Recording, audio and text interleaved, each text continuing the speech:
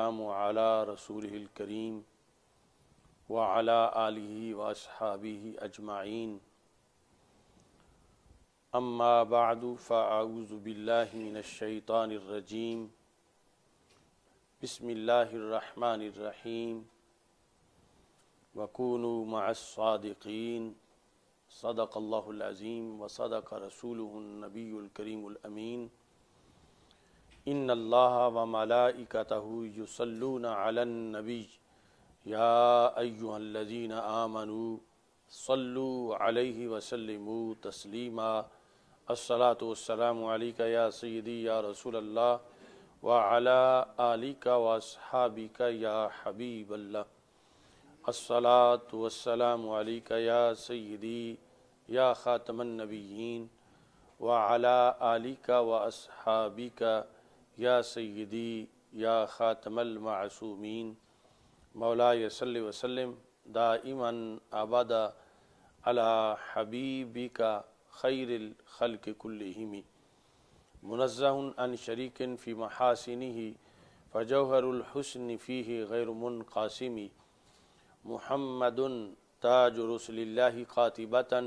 محمد صادق الأقوال والكلم محمد ذكره روح لأنفسنا محمد شکرہ فرد علی الامم رب صلی وسلم دائما ابدا علی حبیبک خیر الخلق کلہم۔ اللہ تبارک و تعالی جل جلالہ وعم نوالہ واتم برہانہ وعظم شانہ وجل ذکرہ وعز اسمہ کی حمد و ثنا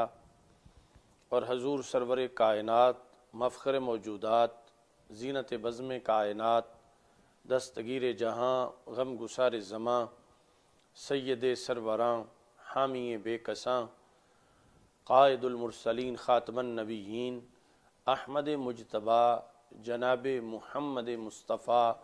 صلی اللہ علیہ وآلہ واصحابہ وبارک وسلم کے دربار گہربار میں ہدیہ درود و سلام عرض کرنے کے بعد السلام علیکم ورحمۃ اللہ وبرکاتہ۔ رب ذوالجلال کے فضل اور توفیق سے خطبہ جمعۃ المبارک کے موقع پر آج ہماری گفتگو کا موضوع ہے شان ابو بکر بازبان حیدر رضی اللہ تعالی عنہما۔ میری دعا ہے خالق کائنات جل جلالہ ہم سب کو قرآن و سنت کا فہم عطا فرمائے اور قرآن و سنت کے ابلاغ و تبلیغ اور اس پر عمل کی توفیق عطا فرمائے۔ جماعت صحابہ رضی اللہ تعالی عنہم جس کی تعریف میں قرآن مجید برہان رشید کے اندر یہ کہا گیا ہے اشداء علی الکفار رحماء بینہم، کفار پر بہت سخت ہیں اور آپس میں بڑے رحم دل ہیں۔ سیدنا صدیق اکبر رضی اللہ تعالی عنہ کے موضوع پر پہلے مختلف سالوں میں اور اس مہینہ کے اندر بہت سے موضوعات پر گفتگو کی جا چکی ہے۔ آج حضرت سیدنا علی المرتضیٰ رضی اللہ تعالی عنہ کا جو نقطہ نظر ہے حضرت سیدنا صدیق اکبر رضی اللہ تعالی عنہ کے بارے میں، اس کی ایک جھلک آپ کے سامنے پیش کرنا مقصود ہے کہ جس طرح پہلی آسمانی کتابوں میں حضرت صدیق اکبر رضی اللہ تعالیٰ عنہ کا تذکرہ ہے اور پھر سب سے آخری کتاب قرآن مجید برہان رشید کی متعدد آیات میں آپ کا تذکرہ اور آپ کے لیے تحسین موجود ہے۔ سید عالم نور مجسم شفیع معظم صلی اللہ علیہ وسلم کی بہت سی احادیث کا موضوع حضرت صدیق اکبر رضی اللہ تعالیٰ عنہ کی ذات گرامی ہے۔ تو ایسے ہی عاشرہ مبشرہ میں سے اور انصار و مہاجرین میں بہت سے صحابہ کرام رضی اللہ تعالی عنہم نے حضرت صدیق اکبر رضی اللہ تعالیٰ عنہ کو خراج تحسین پیش کیا ہے۔ تو آج حضرت مولا علی رضی اللہ تعالی عنہ کی طرف سے جو آپ کو خراج تحسین پیش کیا گیا اس کو اجاگر کرنا مقصود ہے۔ کنز العمال کے اندر سیدنا علی المرتضیٰ رضی اللہ تعالی عنہ کا فرمان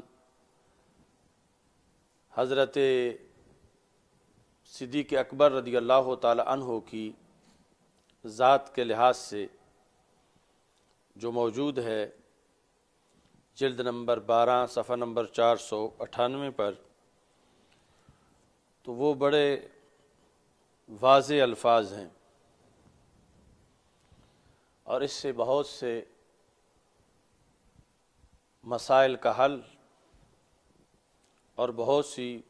الجھنوں کا جواب اس میں موجود ہے۔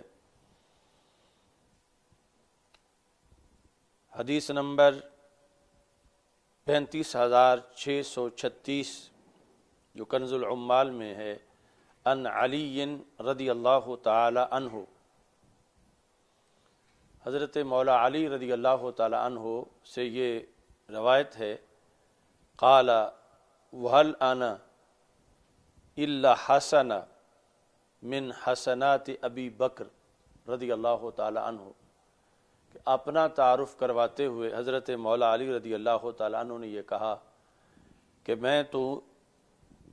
تو حضرت صدیق اکبر رضی اللہ تعالی عنہ کی نیکیوں میں سے ایک نیکی ہوں۔ حسن من حسنات ابی بکر، اب یہ کس وجہ سے انہوں نے فرمایا، چونکہ یہ بہت بڑا جملہ ہے کہ اپنے آپ کو حضرت صدیق اکبر رضی اللہ تعالی عنہ کی حسنات میں سے ایک حسنہ قرار دینا، پھر ان کی مجموعی حسنات کا کتنا وزن ہے کہ جن کی ایک حسنہ جو ہے ایک نیکی، ان کا تذکرہ تاجدار حل عطا مولا مشکل کشا شیر خدا حضرت علی المرتضیٰ رضی اللہ تعالی عنہ کی شکل میں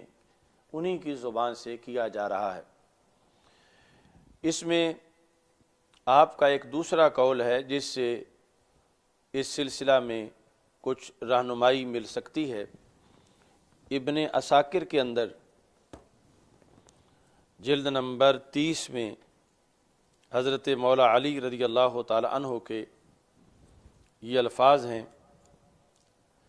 صفحہ نمبر 44 پر،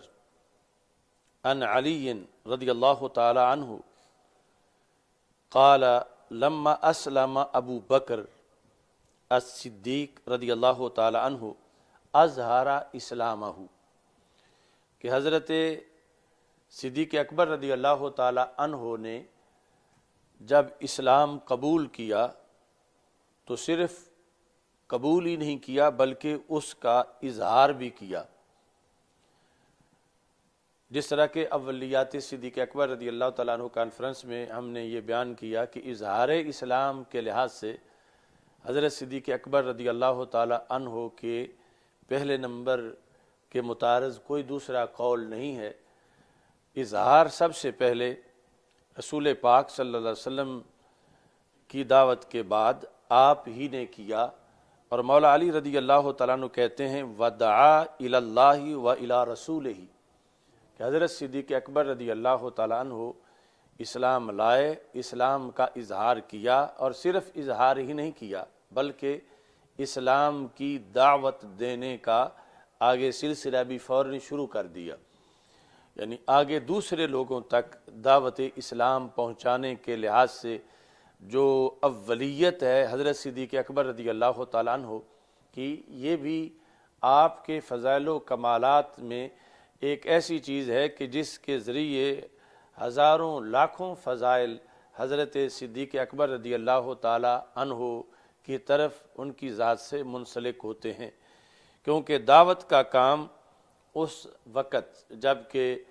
نبی اکرم صلی اللہ علیہ وسلم کا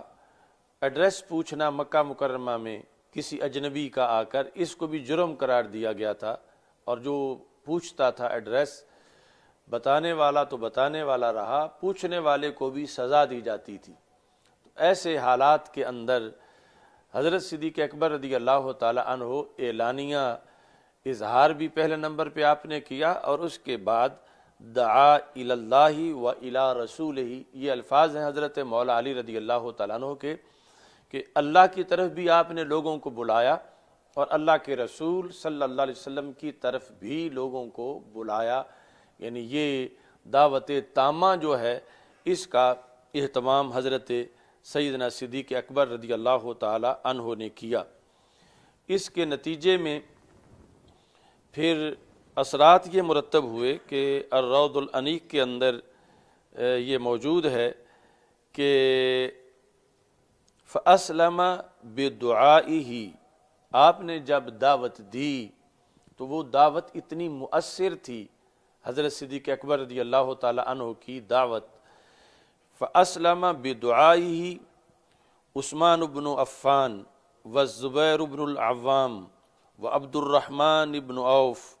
وسعد بن ابی وقاص وطلحۃ بن عبید اللہ رضی اللہ تعالی عنہم، کہ عشرہ مبشرہ میں سے یہ 5 بڑی شخصیات یہ حضرت صدیق اکبر رضی اللہ تعالی عنہ کی دعوت کی وجہ سے اسلام کی طرف آئیں۔ یعنی یہ بنیادی جو بڑی شخصیات ہیں ان کو دعوت حضرت صدیق اکبر رضی اللہ تعالی عنہ نے دی، یا عثمان غنی رضی اللہ تعالی عنہ ہوں، یا حضرت زبیر بن عوام، حضرت عبد الرحمن بن عوف، حضرت سعد بن ابی وقاص، حضرت طلحہ بن عبید اللہ رضی اللہ تعالی عنہم، ان کو دعوت دی۔ فجاء بہم الی رسول اللہ صلی اللہ علیہ وسلم، تو حضرت صدیق اکبر ان کو لے کے سرکار دو عالم صلی اللہ علیہ وسلم کے پاس آئے۔ فاسلموا وصلوا، انہوں نے اسلام قبول کیا اور انہوں نے پھر نبی اکرم صلی اللہ علیہ وسلم کے ساتھ مل کے نماز پڑھی۔ تو کہتے ہیں کہ یہ جو اسلام کے اولین 8 لوگ ہیں جنہوں نے اسلام کی طرف سبقت کی، ان میں سے ایک تو خود سیدنا صدیق اکبر رضی اللہ تعالیٰ عنہ ہیں، اور باقی ان 8 میں سے 5 وہ ہیں کہ جن کو لے کے صدیق اکبر رضی اللہ تعالیٰ عنہ آئے ہیں۔ اور پھر حضرت مولا علی رضی اللہ تعالیٰ عنہ خود اس بات کا اعلان کرتے ہیں کہ فرماتے ہیں کہ میں تو سیدنا صدیق اکبر رضی اللہ تعالیٰ عنہ کی نیکیوں میں سے ایک نیکی ہوں، حل انا الا حسنہ من حسنات ابی بکر رضی اللہ تعالیٰ عنہ۔ تو اس میں بھی حضرت مولا علی رضی اللہ تعالیٰ عنہ کے لیے جو خدمات تھیں تعلیمی طور پر یا ابتدائی امور میں، ان کا بھی تذکرہ حضرت مولا علی رضی اللہ تعالیٰ عنہ ان الفاظ کے اندر جامعیت سے کر رہے ہیں کہ میں تو نہیں ہوں مگر کیا ہوں، میں ایک نیکی ہوں حضرت صدیق اکبر رضی اللہ تعالیٰ عنہ کی نیکیوں میں سے۔ تو اس بنیاد پر آپ کا جو مقام و مرتبہ ہے جمیع جہات میں، اور سب سے پہلے یعنی وہ کہ اللہ کی معرفت، اللہ کی ذات کا عرفان، اور خالق کائنات جل جلالہ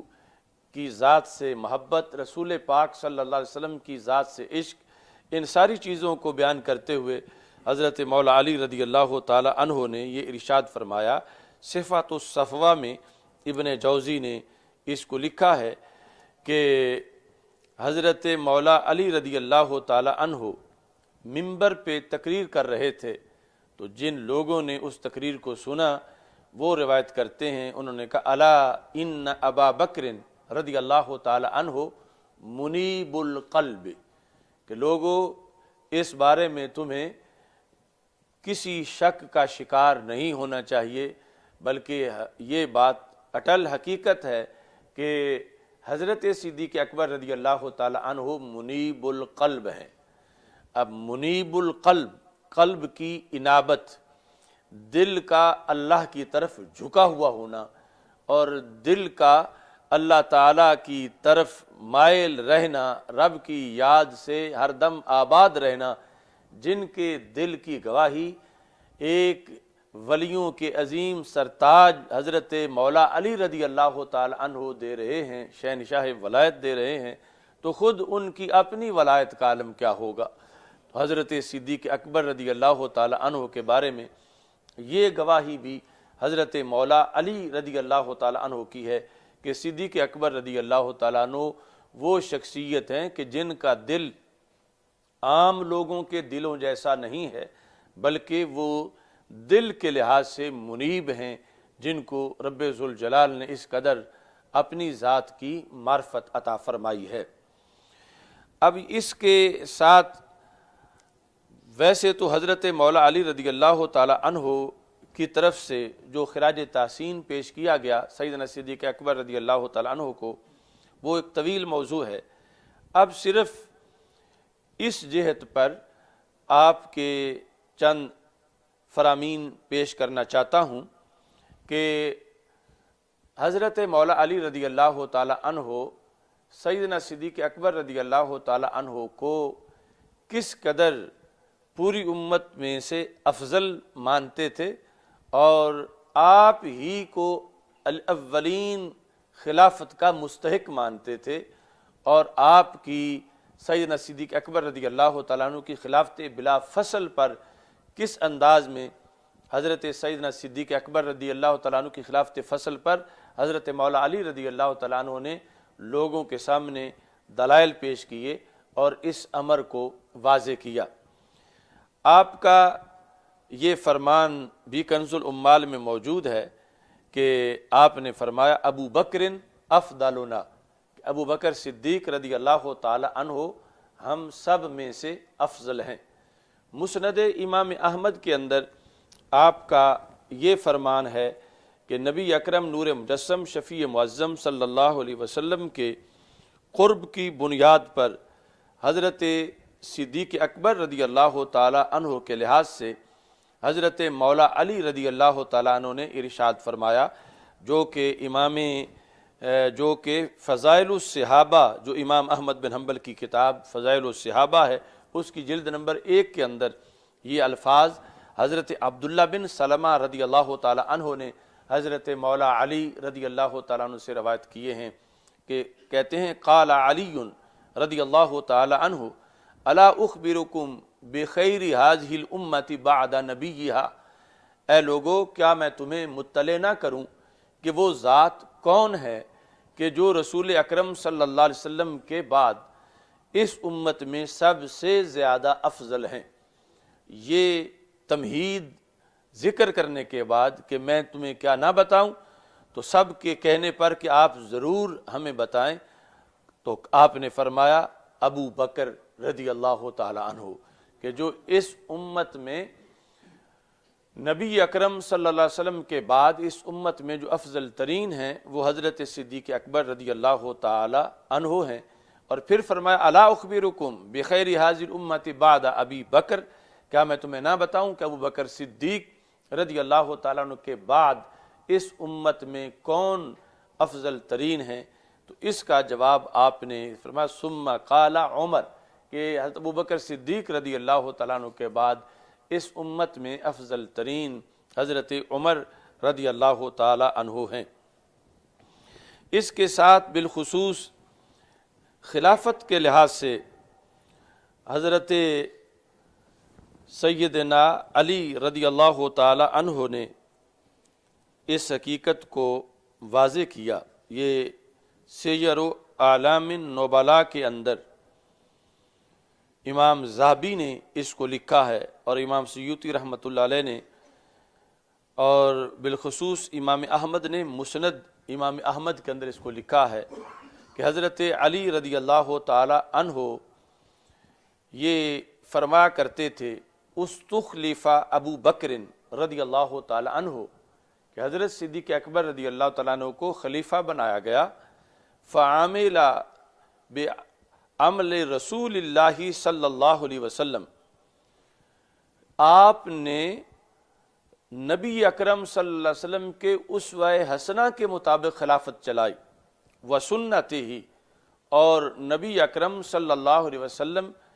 کی سنت کے مطابق خلافت چلائی، یعنی خلیفہ ہونا اور اس کے بعد پوری خلافت میں آپ کی حقانیت اور پوری خلافت میں فیصلہ فدق سمیت باقی جتنے بھی فیصلے ہیں ان پر حضرت مولا علی رضی اللہ تعالی عنہ نے مہر تصدیق لگائی. کہتے ہیں کہ فعاملہ بعمل رسول اللہ صلی اللہ علیہ وسلم و سنتہ، کہ حضرت صدیق اکبر رضی اللہ تعالیٰ عنہ خلیفہ بنائے گئے تو آپ نے حق ادا کیا خلیفہ بلا فصل ہونے کا، کہ نبی اکرم صلی اللہ علیہ وسلم کے اصولوں سے ذرہ بھر بھی آپ نہیں ہٹے، اور رسول پاک صلی اللہ علیہ وسلم کی سنت اور آپ کے فرمان کے عین مطابق آپ نے خلافت کے سارے امور نبھائے. ایسے ہی کنز العمال کے اندر یہ حدیث شریف بھی موجود ہے، اور بالخصوص حضرت مولا علی رضی اللہ تعالی عنہ کا یہ فرمان. اس میں کیس جو ہیں وہ روایت کرتے ہیں حضرت مولا علی رضی اللہ تعالیٰ عنہ سے. کنز العمال جلد نمبر 5 صفحہ نمبر 656 پہ یہ حدیث شریف ہے کہ حضرت علی بن ابی طالب رضی اللہ تعالی عنہ نے قسم اٹھا کے کہا، والذی فلق الحب، مجھے اس رب کی قسم ہے جو دانے سے شگوفہ نکالتا ہے اور شگوفے کو پھر درخت بناتا ہے، مجھے اس رب کی قسم جو روحوں کو پیدا کرنے والا ہے. یہ قسمیں کیوں اٹھانا پڑیں؟ کہ کوئی دعویٰ کر رہا تھا کہ اصل خلافت تو آپ کی تھی اور آپ نے کیوں اتنی تاخیر کی اور چوتھے نمبر تک منتظر رہے؟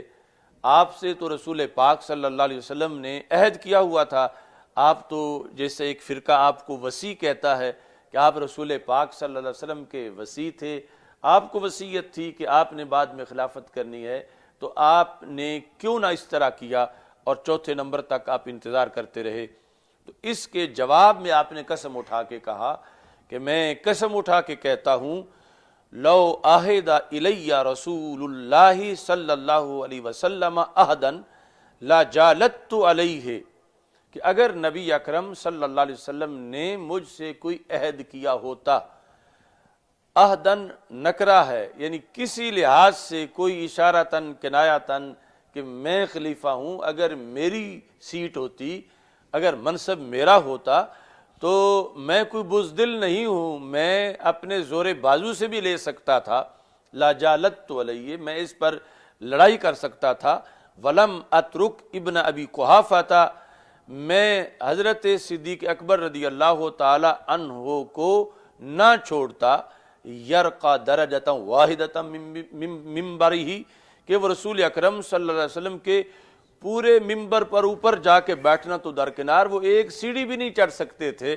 اگر میرا حق ہوتا اور میری خلافت ہوتی تو میں یعنی نہ بزدل ہوں نہ میں گھبرانے والا ہوں. تو دوسری جگہ آپ فرماتے ہیں کہ میرے پاس اگر تلوار نہ ہوتی تو میں تو گلے میں کپڑا ڈال کے بھی کھینچ سکتا تھا اگر میرا حق ہوتا. لم اترک اخا بنی تیم علی منبر رسول اللہ صلی اللہ علیہ وسلم، میں منبر رسول اللہ السلام پر تیم والے کو، یعنی یہ کنایہ حضرت صدیق اکبر رضی اللہ تعالیٰ عنہ سے کہ میں تو یعنی اتنا دلیر بھی ہوں، تلوار کا بھی محتاج نہیں، تو میں پھر بھی یہ کام کر سکتا تھا، مگر میں نے ان کے ہاتھ پہ بیعت اس لیے کی ہے کہ اللہ کے رسول علیہ السلام نے انہیں مسلح پہ کھڑا کر کے فیصلہ اس دن فرما دیا تھا کہ یہی سرکار دو عالم صلی اللہ علیہ وسلم کے بعد امت کے خلیفہ ہوں گے. ایسے ہی دیگر جو احادیث ہیں ان کے اندر آپ کے یہ الفاظ اس خلافت کے لحاظ سے واضح طور پر یہ ہیں کہ آپ ارشاد فرماتے ہیں، اب یہ ساری حضرت علی رضی اللہ تعالی عنہ سے مروی دلیلیں ہیں. شقیق بن سلمہ کہتے ہیں ان علی بن ابی طالب رضی اللہ تعالی عنہ انہ قیل لہ. اب یہ بات اس لحاظ سے بڑی اہم ہے کہ ایک ہوتا ہے کہ حضرت مولا علی رضی اللہ تعالی عنہ کا ایک نظریہ کسی وقت تھا مگر پھر بدل گیا یا بالآخر اس میں کچھ نرمی یا تبدیلی آ گئی، تو خلافت بلا فصل کے مستحق صرف صدیق اکبر رضی اللہ تعالی عنہ ہیں۔ یہ نظریہ حضرت مولا علی رضی اللہ تعالی عنہ کا ہمیشہ رہا، یہاں تک کہ جب آپ کے وصال کا وقت تھا اس وقت بھی ایک گفتگو کے اندر آپ نے یہ واضح کیا، یعنی وصال کے وقت جب آپ سے یہ کہا جا رہا تھا کہ کوئی خلیفہ بنا دیں، کہ مولا علی آپ دنیا سے جا رہے ہیں تو آگے خلیفہ نامزد کر دیں، اس موقع پر آپ نے جو ارشاد فرمایا وہ کتاب الشریعہ کے اندر موجود ہے اور مجمع الزوائد میں حاکم کی مستدرک میں کہا گیا آپ کو الا توسی یا امیر المومنین، امیر المومنین آپ کیا وصیت نہیں فرما دیتے کہ آگے آپ کے بعد خلیفہ کون ہے؟ قال کیف اوسی ولم یوس رسول اللہ صلی اللہ علیہ وسلم، یعنی واضح لفظوں میں کیسے وصیت کروں جبکہ رسول اکرم صلی اللہ علیہ وسلم نے واضح لفظوں میں کوئی وصیت خلافت کی نہیں فرمائی تھی۔ یعنی وہ نماز والا تو اس کو خود دلیل بنایا اس معاملے کو، لیکن واضح لفظوں میں وصیت ہو، کچھ ایک فرقے والے تو حضرت مولا علی رضی اللہ تعالیٰ عنہ کو وصی قرار دیتے ہیں کہ آپ کے بارے میں وصیت تھی، تو آپ نے فرمایا کہ وصیت تو تھی نہیں، نبی اکرم صلی اللہ علیہ وسلم یہ کام امت پر چھوڑ کے گئے تھے کہ امت انتخاب کرے اور خود ثواب پائے، کہ اپنے انتخاب سے بھی وہ اسے چنتے ہیں کہ جس کو رب نے عرش سے مسلح کا امام بنایا تھا۔ تو اس پر کہتے ہیں ولم یوس رسول اللہ صلی اللہ علیہ وسلم، مولا علی کہنے لگے کہ میں اس معاملے میں بھی سنت رسول علیہ السلام کا پابند ہوں، کہ جب سرکار دو عالم صلی اللہ علیہ وسلم نے وصیت نہیں فرمائی تھی تو میں بھی وصیت نہیں کر رہا۔ اور ساتھ یہ کہا ان یرد اللہ بہذی الامت خیرا فسیجمعہم علی خیرہم کما جمعہم علی خیرہم بعد نبیہم، کہ اللہ نے اگر اس امت سے بھلائی کا ارادہ کیا تو میرے بعد اللہ امت کو اس بندے پہ اکٹھا کر دے گا جو بعد والے سب میں سے افضل ہوگا، جیسا کہ اللہ تعالیٰ نے رسول اکرم صلی اللہ علیہ وسلم کے وصال کے بعد امت میں جو سب سے افضل تھا اس پر سب کو جمع کر دیا تھا۔ تو ان لفظوں کے اندر بہت سا مضمون آپ نے بیان کر دیا کہ میں وصیت نہیں کروں گا، جیسے وہاں وصیت نہیں تھی یعنی واضح لفظوں کے اندر، اور وہاں امت نے خود جس وقت انتخاب کیا تو حضرت سیدنا صدیق اکبر رضی اللہ تعالیٰ عنہ کا انتخاب کیا سقیفہ بنی ساعدہ کے اندر، اور پھر سب نے بیعت کی۔ تو اس کے اندر یعنی جس طرح وہ حضرت ابراہیم علیہ السلام کا معاملہ ہے کہ جب آپ کو خواب میں کہا جا رہا تھا کہ اپنے فرزند کو ذبح کریں، تو اللہ کے نبیوں کے خواب بھی وحی ہوتے ہیں، لیکن پھر بھی انہوں نے آگے مشورہ کیا، یا بنی انی ارا فی المنام انی اذبحک فانظر ماذا تری، کہ میرے بیٹے پیارے بیٹے میں نے خواب میں دیکھا کہ میں آپ کو ذبح کر رہا ہوں، آپ بتائیں آپ کی رائے کیا ہے؟ تو یہاں پر امام راضی رحمۃ اللہ علیہ نے سوال کیا کہ جب رب نے فرما دیا تھا تو پھر آگے کسی اور کی رائے کی کیا ضرورت ہے؟ اب مشورہ تو وہاں کیا جاتا ہے جہاں مزید اچھی جہت اور اچھا پہلو تلاش میں ہے، وہ کہ مزید اچھائی مشورے سے آ جائے۔ جب بات ہی قطعی ہے کہ ذبح کرنا ہی کرنا ہے، اللہ نے حکم دے دیا ہے، اب ہیں اللہ کے خلیل اور پھر بھی مشورے کر رہے ہیں، تو اس کے جواب میں یہ کہا کہ اصل میں مشورہ اس لیے تھا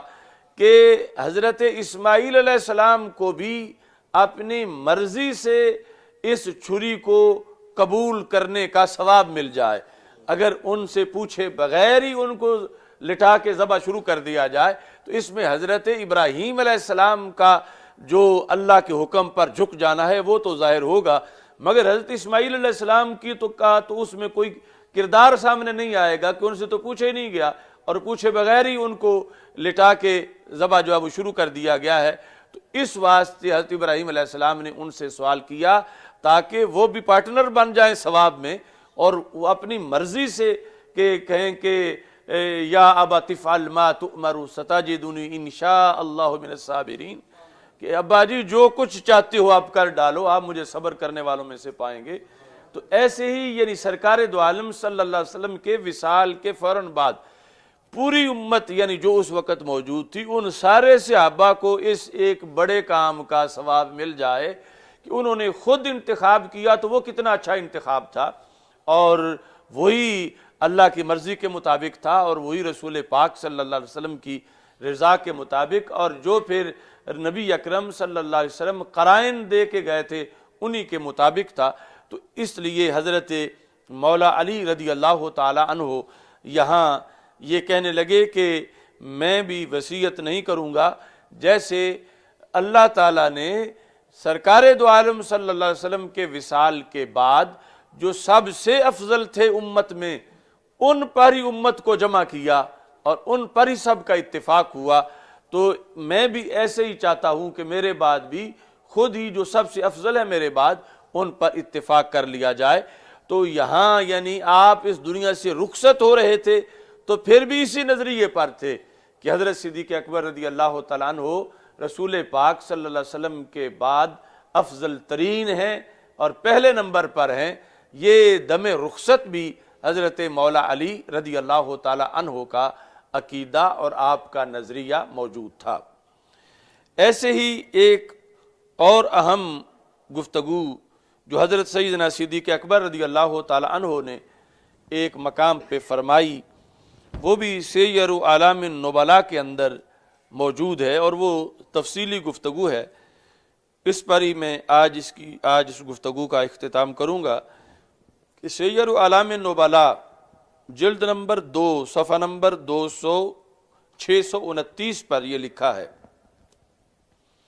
کہ حضرت سیدنا علی المرتضیٰ رضی اللہ تعالیٰ عنہ جب آپ کی خلافت کا زمانہ تھا اور اختلافات پیدا ہو رہے تھے، اور اسی دوران ہی پھر ایک نیا فرقہ بھی جنہوں نے بظاہر آپ کی محبت کا لیبل لگایا اور وہ فرقہ سامنے آیا، اس موقع پر حضرت حسن بصری رضی اللہ تعالی عنہ جو میری سند ہے بغداد شریف والی، انہی کے ذریعے سے مولا علی رضی اللہ تعالیٰ عنہ سے ملتی ہے۔ تو حضرت حسن بصری رضی اللہ تعالیٰ عنہ راوی ہیں کہ جب حضرت مولا علی رضی اللہ تعالیٰ عنہ بصرہ تشریف لائے، یعنی ایک کوفہ ہے، دوسرا بڑا شہر عراق کا بصرہ ہے، تو بصرہ میں جب آپ تشریف لائے تو مجمع عام میں ایک شخص کھڑا ہو گیا، دو بندے، ایک کا نام ابن القوا تھا کشک والے کاف کے ساتھ اور واو مشدد ہے، ابن القوا، اور دوسرے کا نام قیس تھا۔ یہ دونوں جو ہیں انہوں نے حضرت مولا علی رضی اللہ تعالی عنہ سے سوال کیا، الا تخبرنا عن مسیرک ھذا الذی سرت فیہ، کہ آپ اپنا پس منظر سارا جو ہے وہ ہمیں بتائیں کہ یہ خلافت کا آپ کا کیا معاملہ ہے۔ یہ شروع سے آپ کی خلافت تھی اور آپ نے 3 شخصیات کے عہد میں صبر کیا اور اپنا حق انہیں دیے رکھا، یا آپ کی باری 4تھے نمبر پر تھی؟ آپ اس بارے میں ہمیں کیوں نہیں بتاتے؟ اچھا جی، یہ جب انہوں نے سوال کیا اور اس میں انہوں نے بھی یہ تاثر دیا کہ آپ کے لیے تو وصیت تھی، جس طرح کے روافض اس وقت یہ شور مچا رہے تھے کہ آپ وصی ہیں، خلافت بلا فصل آپ کی ہے، یعنی مولا علی رضی اللہ تعالیٰ عنہ کے لحاظ سے۔ تو ان 2 حضرات نے سوال مجمع عام میں کر لیا کہ آپ اس کی مجمع عام میں وضاحت کریں۔ تو حضرت مولا علی رضی اللہ تعالی عنہ نے یہ فرمایا، اما ان یکون عندی عہد من النبی صلی اللہ علیہ وسلم فی ذالک فلا، جہاں تک اس کا تعلق ہے کہ رسول پاک صلی اللہ علیہ وسلم نے مجھ سے کوئی عہد کیا ہو کہ علی میرے بعد تم خلیفہ ہو، فرمایا فلا، ایسا کوئی عہد نہیں ہوا کہ نبی اکرم نور مجسم شفیع معظم صلی اللہ علیہ وسلم نے ایسی کوئی وصیت نہیں فرمائی، اور ایسا کوئی عہد کسی کے سامنے یا میرے ساتھ علیحدگی میں ہمارے آقا صلی اللہ علیہ وسلم نے ایسا کوئی عہد نہیں کیا۔ اور فرمانے لگے، واللہ ان کنت اول من صدق بہ فلا اکون اول من کذب علیہ، جب رب نے مجھے یہ شان دی ہے کہ میں نے سب سے پہلے رسول پاک صلی اللہ علیہ وسلم کی تصدیق کی، یعنی وہ ایمان لانے کا جو معاملہ ہے کہ بچوں میں سب سے پہلے آپ ایمان لائے۔ تصدیقی کا مطلب یہ ہے کہ جب آپ فرما رہے تھے کہ اللہ ایک ہے اور میں اس کا رسول صلی اللہ علیہ وسلم ہوں، تو میں نے کہا سچ فرما رہے ہو۔ تو جب مجھے رب نے یہ موقع دیا تو آج جو تم مجھ سے بات کہلوانا چاہتے ہو تو اس کا یہ مطلب بنے گا کہ معاذ اللہ میں نے سرکار کی تصدیق کی تو آج میں سرکار کی طرف معاذ اللہ کوئی جھوٹی بات منسوب کر دوں، میں ہرگز اپنا وہ ثواب ضائع نہیں کروں گا جب میں نے سب سے پہلے رسول پاک صلی اللہ علیہ وسلم کی تکذیب کی۔ فلا اکون اول من کذب علیہ، تو میں وہ پہلا بندہ نہیں بنوں گا جو سرکار کی طرف جھوٹ منسوب کر دے، میں ہرگز سرکار کی طرف کوئی جھوٹ منسوب نہیں ہونے دوں گا۔ کوئی عہد مجھ سے رسول اکرم صلی اللہ علیہ وسلم نے ہرگز نہیں کیا تھا۔ اور ساتھ یہ کہا، وَلَوْ كَانَ عِنْدِي مِنَ النَّبِيِّ صلی اللہ علیہ وسلم عہد فی ذالک، اگر اس میں کوئی عہد ہوتا، نکرہ تحت النفی ہے، کوئی عہد ہوتا میری خلافت کے لحاظ سے، فرمایا ما ترکت اخا بنی تیم وعمر بن الخطاب یقومان علی منبرہ، تو ما ترکت، میں نہ چھوڑتا، کس کو؟ حضرت صدیق اکبر رضی اللہ تعالیٰ عنہ کو، اور ان کے بعد حضرت عمر رضی اللہ تعالیٰ عنہ کو میں نہ چھوڑتا کہ وہ سرکار کے ممبر کے اوپر کھڑے ہوں، میں انہیں کھڑا تک نہ ہونے دیتا۔ یعنی خلافت اول اور خلافت ثانی دونوں کے لحاظ سے کہہ دیا کہ اگر عہد ہوتا کہ پہلے نمبر پہ میں ہوں یا دوسرے نمبر پہ میں ہوں تو میں نہ چھوڑتا، میں کھڑا ہو جاتا اور میں اپنا حق مانگتا۔ اور اس میں یہ کہا کہ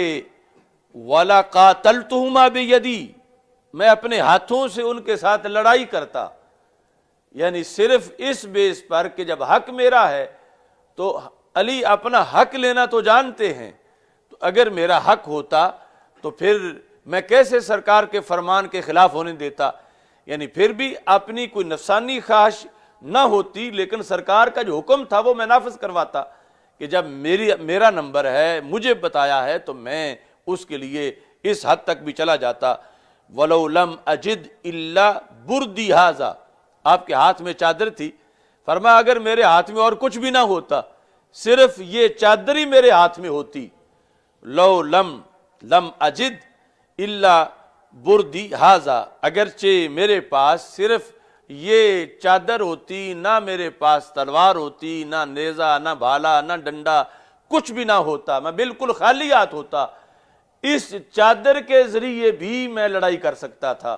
یعنی اس چادر کو بھی بطور اسلحہ میں استعمال کر سکتا تھا۔ لیکن آپ نے فرمایا کہ وَلَكِنَّ رسول اللہ صلی اللہ علیہ وسلم، آگے پھر مولا علی رضی اللہ تعالیٰ عنہ علی ہیں،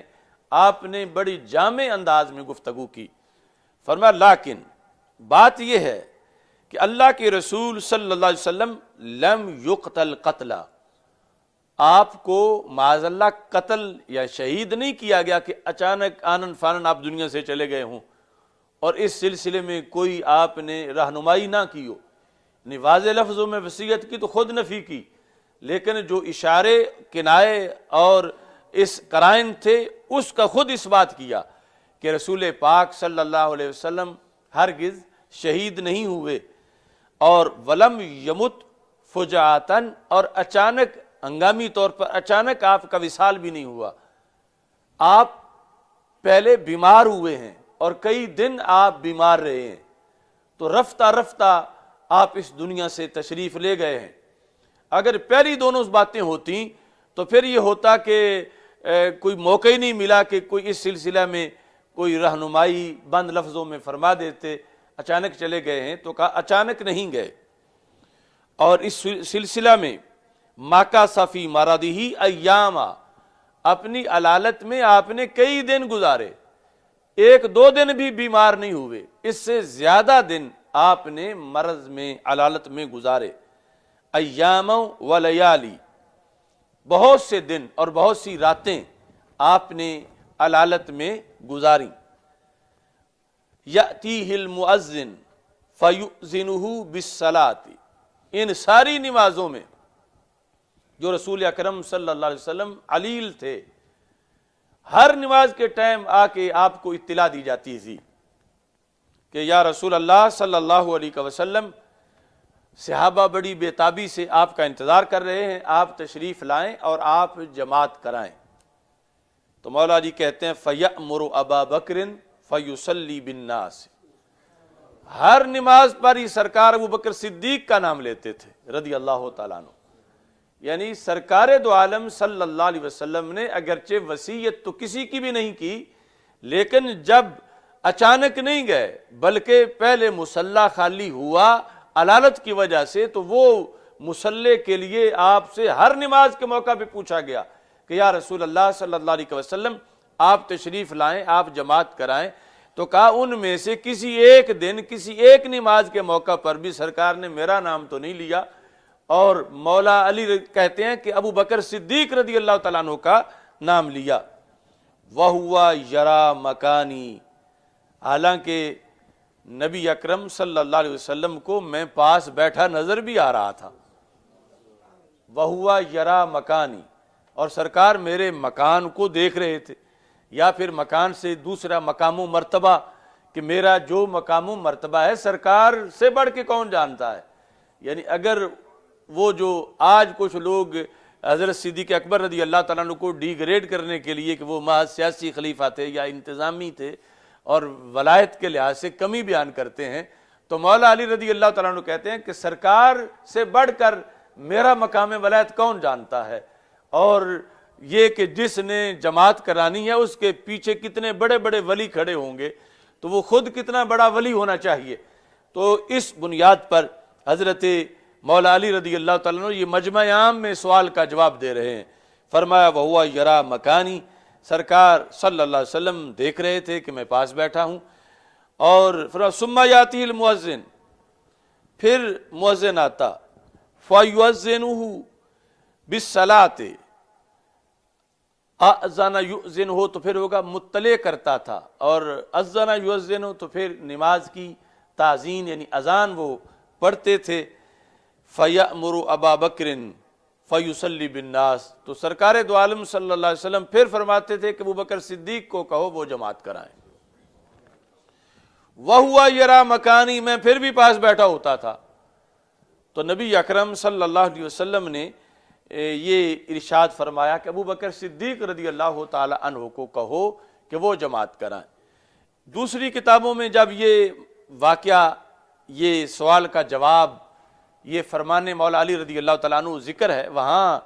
آپ نے یہ بھی ارشاد فرمایا کہ لست مریضا ولا غائبا، میں نہ بیمار تھا نہ میں غیر حاضر تھا۔ یعنی اگر میں غیر حاضر ہوتا تو پھر بھی گنجائش رہ جاتی کہ مولا علی چونکہ پاس نہیں تھے، تو اس بنیاد پر ابو بکر صدیق رضی اللہ تعالیٰ عنہ کو کہا گیا۔ حالانکہ پاس تو ابو بکر صدیق رضی اللہ تعالیٰ عنہ نہیں تھے۔ یعنی سرکار دو عالم صلی اللہ علیہ وسلم جب فرما رہے تھے حضرت مولا علی کو اور حضرت عباس رضی اللہ تعالیٰ عنہما کو، یعنی اپنے چچا جان کو اور اپنے چچا کے بیٹے کو، کہ مرو ابا بکر فلیصلی بالناس، جاؤ تم جا کے پیغام دو ابو بکر صدیق کو رضی اللہ تعالیٰ عنہ کو کہ وہ جماعت کرائیں۔ تو پتہ چلا کہ موجود تو ابو بکر صدیق رضی اللہ تعالیٰ عنہ نہیں تھے، یعنی دور تھے جہاں بھی، پھر ان کو جا کے کہو۔ تو حضرت مولا علی رضی اللہ تعالیٰ عنہ نے کہا کہ نہ میں غیر حاضر تھا اور نہ یہ کہ حاضر تو ہوں مگر میں بیمار ہوں، لست مریضا، میں بیمار بھی نہیں تھا، میں بالکل صحت مند تھا، میں موجود تھا، میں جماعت کرانے کے قابل تھا اور سرکار دیکھ بھی رہے تھے کہ میں پاس موجود ہوں، لیکن اس کے باوجود مصلح دیا رسول پاک صلی اللہ علیہ وسلم نے حضرت صدیق اکبر رضی اللہ تعالی عنہ کو۔ اب آگے کہتے ہیں میں تو اس بات کا بھی گواہ ہوں،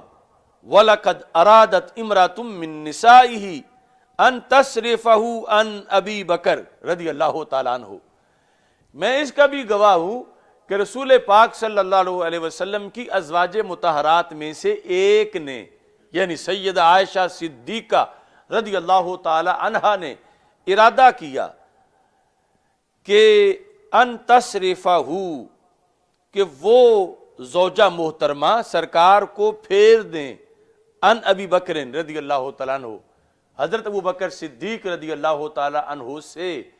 کہ ابو بکر صدیق جماعت نہ کرائیں۔ یہ چونکہ تجویز پیش کر رہی تھیں حضرت عائشہ صدیقہ رضی اللہ تعالیٰ عنہا، اور حضرت حفصہ کو بھی ساتھ ملایا رضی اللہ تعالیٰ عنہا کو کہ آپ بھی یہی کہو کہ ابو بکر صدیق رضی اللہ تعالیٰ عنہ رقیق القلب ہیں۔ تو وہ ویسے بھی یعنی جب قرآن پڑھتے ہیں تو ان کی آنکھوں سے اشک جاری ہو جاتے ہیں، تو آج تو پھر بار بار آپ کی یاد آئے گی، اور پھر آپ کا بیمار ہونا، اس میں آگے یہ بھی بار بار سب کو سوچ ہے کہ پتہ نہیں سرکار دو عالم صلی اللہ علیہ وسلم اب مصلی پہ تشریف لاتے بھی ہیں یا نہیں، کہیں وصال نہ ہو جائے، جس طرح کی حقیقت میں پھر اسی علالت کے نتیجے میں ہو بھی گیا۔ تو یہ تو روتے رہیں گے، تو جب پچھلوں کو آواز ہی نہیں آئے گی تو جماعت کیسے ہوگی؟ یہ مولا علی کہتے ہیں کہ اس چیز کو پیش کر کے حضرت صدیق اکبر رضی اللہ تعالی عنہ سے ہٹا کر کوئی دوسرا متبادل نام پیش کر کے بھی کوشش کی گئی، لیکن کیا ہوا؟ کہتے ہیں فَأَبَا، تو نبی اکرم صلی اللہ علیہ وسلم نے انکار کر دیا، یعنی حضرت عمر رضی اللہ تعالیٰ عنہ کا بھی نہیں مانے کہ عمر ابو بکر صدیق رضی اللہ تعالیٰ عنہ کی جگہ جماعت کرائیں، اور کہتے ہیں صرف انکار ہی نہیں کیا، جب مزید اصرار کیا ان خواتین اسلام نے، مردوں میں سے کسی نے نہیں کہ کسی اور کا نام پیش کرو، خود حضرت صدیق اکبر رضی اللہ تعالیٰ عنہ کی بیٹی کہہ رہی ہیں، اور خود وہ کہلوا رہی ہیں حضرت حفصہ رضی اللہ تعالیٰ عنہ سے، تو مولا علی کہتے ہیں وغاضبا، سرکار غصے میں آ گئے، جب بار بار کہہ رہی تھیں تو غصے میں آ گئے، اور کیا فرمایا؟ انتن صواحب یوسف، کہ تم یوں ہی اپنی ضد کر رہی ہو جس طرح حضرت یوسف علیہ السلام کے پاس بیٹھی عورتیں ضد کی بات کر رہی تھیں، یعنی تشبیہ ضد میں ہے کہ تم اپنی پھر کرتی ہو بات، اپنی بات پہ اڑی ہوئی ہو۔ مرو ابا بکر یصلی بالناس، بس بات ختم، ابو بکر صدیق رضی اللہ تعالیٰ عنہ کو کہو وہ جماعت کرائیں۔ یعنی یہ پورا سوال کے جواب میں یہاں تک خطبہ دے دیا حضرت صدیق اکبر رضی اللہ تعالیٰ عنہ کی امامت کے بارے میں مولا علی رضی اللہ تعالیٰ عنہ نے، اور حدیث کی کتاب جو سنن دارمی ہے اس کے اندر جلد نمبر 1 صفحہ نمبر 29 پر یہ حدیث موجود ہے کہ یہ پوری کی پوری، چونکہ رسول پاک صلی اللہ علیہ وسلم کیا یہ جو لمحات تھے، ہر منٹ کی رپورٹ کہ سرکار کی حالت کیسی ہے، تو یہ سارے الفاظ جو ہیں، اور پھر جو مولا علی رضی اللہ تعالیٰ عنہ نے بیان کیا مجمع عام کے اندر لوگوں کے شکوک و شبہات دور کرنے کے لیے کہ تم یہ سمجھتے ہو کہ میں نے کوئی سستی کی معاذ اللہ یا بزدلی دکھائی، نہیں، میرا حق تھا ہی نہیں، یہ حق تھا حضرت صدیق اکبر رضی اللہ تعالی عنہ کا۔ اور اس میں ساتھ جو ہے وہ آپ نے ایک خطبے کے اندر جو ایک جگہ پہ ہے آپ نے یہ ارشاد فرما دیا، ردینا لدنیانا ما رضی بہ رسول اللہ صلی اللہ علیہ وسلم لدیننا، اللہ کے رسول صلی اللہ علیہ وسلم نے ہمارے دین کے لیے جنہیں چنا تھا، ہم نے ان کو اپنی دنیا کے لیے بھی چن لیا، یعنی جو مصلی کے امام تھے ہم نے ان کو امام جو ہے وہ تسلیم کر لیا دنیا کے امور کے لحاظ سے بھی، خلافت کے امور کے لحاظ سے بھی، یعنی وہ ولایت میں بھی چوٹی کے تھے، تو اس بنیاد پہ مصلی انہیں دیا گیا۔ تو پھر یہ دنیا کا سرکار کے اس انتخاب پر قیاس کرتے ہوئے ہم نے فیصلہ کر لیا آپس میں مل کے اتفاق کے ساتھ کہ جو سرکار دو عالم صلی اللہ علیہ وسلم نے سب سے پہلے ہمارے ہوتے ہوئے مصلی پہ جن کو کھڑا کر کے جو افضل العبادات ہے، ساری عبادتوں میں سے افضل نماز، اس میں جن کو ہمارا قائد بنایا ہے، تو پھر یہ خلافت کے امور میں بھی وہی پہلے نمبر پہ ہماری قیادت کر سکتے ہیں۔ اس بنیاد پر حضرت مولا علی رضی اللہ تعالی عنہ نے یہ وضاحت فرمائی کہ کسی کو شکوک و شبہات نہ رہیں اور سب کے شکوک و شبہات ختم ہو جائیں۔ یہ آج کی گفتگو یعنی شان ابو بکر بزبان حیدر رضی اللہ تعالی عنہما، اس میں خصوصی طور پر یہ جو خلافت والا مسئلہ تھا، اس پر حضرت مولا علی رضی اللہ تعالی عنہ کے یہ ارشادات فرمودات آپ کے سامنے پیش کیے گئے۔ لیکن اس میں چونکہ جب رسول اکرم صلی اللہ علیہ وسلم سے بار بار کہا جا رہا تھا، وہی جس کا حوالہ مولا علی رضی اللہ تعالیٰ عنہ نے دیا حضرت عائشہ صدیقہ رضی اللہ تعالیٰ عنہ کی طرف سے، تو سرکار دو عالم صلی اللہ علیہ وسلم نے یہ فرما دیا ایک حدیث میں، یأبی اللہ والمؤمنون،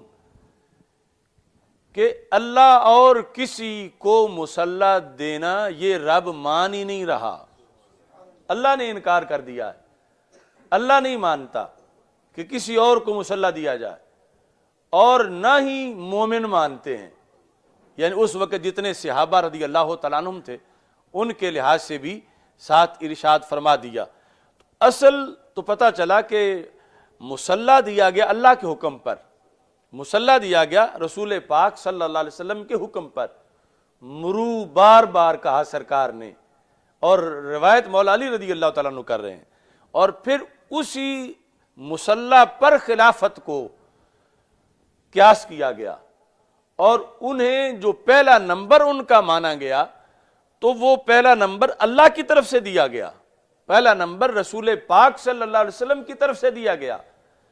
مولا علی رضی اللہ تعالی عنہ پہلے نمبر کے قائل ہیں، کیوں کہ اللہ نے ان کا پہلا نمبر بنایا ہے اور رسول پاک صلی اللہ علیہ وسلم نے پہلا نمبر بنایا ہے۔ تو آج ہم سب سے پہلے تو اس لیے حضرت صدیق اکبر رضی اللہ تعالیٰ عنہ کا پہلا نمبر مانتے ہیں کہ رب نے انہیں پہلا نمبر دیا ہے، پھر اس لیے مانتے ہیں کہ رسول اکرم صلی اللہ علیہ وسلم نے انہیں پہلا نمبر دیا ہے، پھر اس لیے مانتے ہیں کہ حضرت عمر، حضرت عثمان، حضرت مولا علی رضی اللہ تعالی عنہم، ان سب نے وہ پہلا نمبر تسلیم کیا ہے، اور باقی انصار و مہاجرین سب نے تسلیم کیا ہے۔ لیکن آج ایک علیحدہ منطق بیان کی جا رہی ہے کہ ایک شخصیت کہہ رہی ہے کہ میں تو حضرت صدیق اکبر رضی اللہ تعالی عنہ کا پہلا نمبر تب مانتا ہوں کہ مولا علی نے مانا، مولا علی نہ مانتے تو میں نے نہیں ماننا تھا۔ تو اس سے تو پتہ چلا کہ اس بندے کو رب کے تعلیمات کا تو کوئی لحاظ نہیں، اور رسول پاک صلی اللہ علیہ وسلم جو پہلے نمبر کی وضاحت کر رہے ہیں، مرو ابا بکرن، حکم دو ان کو، اس کی تو کوئی شرم نہیں، اس کا کوئی لحاظ نہیں کہ یہ فیصلہ تو عرش کا فیصلہ ہے، اللہ کا فیصلہ ہے، اللہ کے رسول صلی اللہ علیہ وسلم کا فیصلہ ہے۔ تو مولا علی رضی اللہ تعالی عنہ کے ساتھ پیار کا کمال یہ ہے کہ کہا جائے کہ جو فیصلہ اللہ اور اللہ کے رسول صلی اللہ علیہ وسلم کا مولا علی جیسی کامل ذاتوں نے مانا ہے، ہم مولا علی کے دیوانے بھی اس کامل فیصلے کو مانتے ہیں۔ اور اگر یہ کہا جائے کہ مولا علی نہ مانتے تو ہم نے نہیں ماننا تھا، یعنی مولا علی چونکہ مانتے ہیں تو اس لیے ہم بھی مانتے ہیں ورنہ نہیں ماننا تھا، تو اس سے پتہ چلا کہ پھر محور اور مدار جو ہے وہ تو حکم علی رضی اللہ تعالیٰ عنہ قرار پایا، نہ کہ حکم رسول صلی اللہ علیہ وسلم، اور ان سے پہلے حکم خدا رضی اللہ تعالی جل جلالہ۔ تو اس بنیاد پر یہ ساری صورتحال کو ذہن میں رکھنا چاہیے، اور جس طرح سٹیٹس ہے، درجہ بندی ہے احکام کی، اس کو سامنے رکھنا چاہیے۔ ما کان لمؤمن ولا لمؤمنۃ، اللہ تبارک و تعالیٰ نے قرآن مجید برہان رشید میں یہ واضح طور پر فرما دیا ہے کہ جب اللہ اور اس کے رسول صلی اللہ علیہ وسلم کا حکم آ جائے، ما کان لمؤمن ولا مؤمنۃ، جب مومن مرد اور مومن عورت کسی کو یہ جائز ہی نہیں کہ اللہ اور اس کے رسول کا حکم آ جانے کے بعد وہ پھر اپنی مرضی کریں اور یا اور کسی طرف اس چیز کو لے جائیں، اس لیے ہمیں اس کو بھی ذہن میں رکھنا چاہیے۔ اللہ تعالی ہم سب کا حامی و ناصر ہو۔ وآخر دعوایا ان الحمد للہ رب العالمین۔ الحمد للہ رب العالمین والصلاة والسلام علی رسول اللہ۔